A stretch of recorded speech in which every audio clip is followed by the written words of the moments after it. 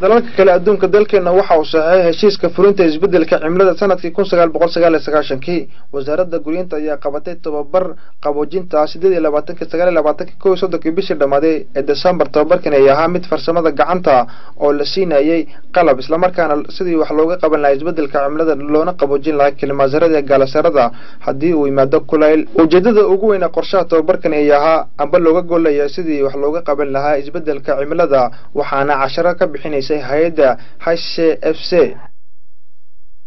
waxaan ka faa'iidnay sidii aan u isticmaali lahayn imika waliba diplomada la siiyay hadda dadka shaqo gelinaya diplomada ay weydiinayaan wax badan baan ka faa'iidnay marka dadka kale aan sameyn ateliyeegan oo kalena waxaan ku koobsayn lahaa siday u iman lahayn